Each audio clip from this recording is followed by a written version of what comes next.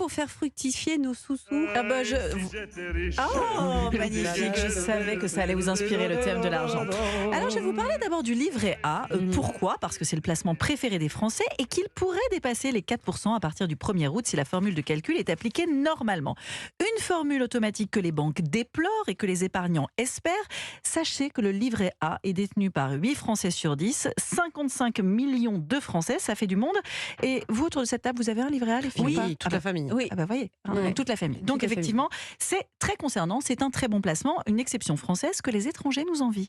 Et de plus en plus de gens vraiment placent de l'argent sur le livret A. Alors, il connaît une augmentation du nombre d'adhérents, d'autant plus depuis 2023, un taux de rémunération à 3%, pas atteint depuis 2010, une rémunération multipliée par 6 en un an. Il a le vent en poupe, mais est-ce qu'on est sûr de bien investir son argent lorsqu'on ouvre un livret A ? J'ai posé la question à Xavier Prin, directeur marketing et communication chez Boursorama. Le placement, c'est souvent considéré comme pour les produits à capital garanti, c'est-à-dire où vous ne pouvez pas perdre d'argent. Donc le livret A fait partie de cette catégorie-là, très clairement. Alors qu'un investissement, souvent on entend investissement sur des produits où vous prenez un peu plus de risques sur une période un peu plus longue. Donc a priori, moi je dirais que le livret A est un placement. Parce que c'est un placement dans le sens très sécurisé. Vous avez la garantie sur le capital que vous déposez. Il est rémunéré à 3% par an jusqu'à 22 950 €. Alors oui, même si le taux de rémunération augmente, cela ne couvre pas l'inflation, notamment en ce moment. Mais si les Français aiment autant le livret A, c'est d'abord pour des raisons culturelles. Ça fait longtemps qu'il est notre placement préféré. Et on a peut-être la flemme d'explorer d'autres pistes. De plus en plus d'investisseurs s'orientent vers des actions, mais cela requiert quand même un minimum de connaissances. Il ne faut pas investir comme ça, même quand on investit dans des entreprises. Le livret A, c'est une réserve de trésorerie. Vous ne pouvez en posséder qu'un. C'est de l'épargne sur une courte période. Mais est-ce qu'il n'y a pas d'autres supports équivalents sur du court terme et qui ne soient pas bloqués ? J'ai demandé à nouveau à Xavier Prin. Les livrets boostés, on en voit fleurir pas mal en ce moment, qui proposent des rendements à peu près équivalents au livret A, mais attention, le livret A a des avantages fiscaux que les livrets n'ont pas.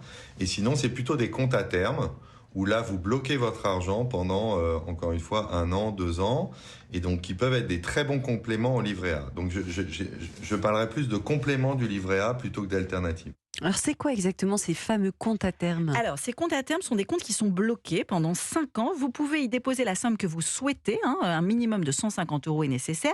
Et vous pouvez bien sûr retirer l'argent plus tôt si vous en avez besoin, mais auquel cas vous n'aurez pas les avantages. La rémunération est la suivante, 2% la première année, 2,5% la deuxième, 3% la troisième, 3,5% la quatrième et jusqu'à 4% pour la dernière année. Mais attention, tout dépend de votre tranche d'imposition puisque ces revenus sont imposables, contrairement au livret A qui est net d'impôt et présente une épargne disponible. Et donc en épargne disponible et nette d'impôt, il n'y a pas d'autre option ? Alors si, selon les banques, il y a différents modèles. Par exemple, chez Boursorama, vous avez le livret Bourso Plus, 2% de rendement et vous pouvez y déposer jusqu'à 30 000 €, pas conditionné sur une période. Au CIC, vous avez par exemple le LDD, c'est un livret à développement durable, plafonné à 12 000 €.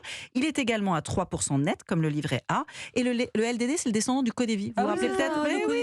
J'ai cassé mon Codévi. Et voilà, et on Je ouvrait suis trop jeune, je n'ai mais pas connu. peut-être, on ouvrait tout ça à l'époque, effectivement, à l'époque des grands-mères. Et en fait, c'était à l'époque où le livret A n'existait qu'à la poste et à la caisse d'épargne. Donc, on avait ces fameux Codévi. Alors, pareil, c'est un placement hyper sécurisé. Et vous avez au Crédit Mutuel et au CIC, par exemple, ce qu'on appelle un livret A sup. Donc, il est plafonné à 77 050 €. C'est très précis. Attention, vous n'avez que 3% d'intérêt jusqu'à 22 950 €. Et après cette somme, vous allez avoir 0,5% d'intérêt. Mais au moins, l'avantage, c'est que votre argent est disponible et présente une réserve d'épargne tout de suite et immédiate. Il faut bien faire la différence entre placement et investissement. Le livret A, c'est pas un investissement, mais c'est un placement garanti, sécurisé. Bon, merci. j'espère qu'avec tout ça, on va pouvoir s'acheter des belles lampes et se faire belle à la maison maintenant. La petite transition pour passer, effectivement. Merci beaucoup, Sophie.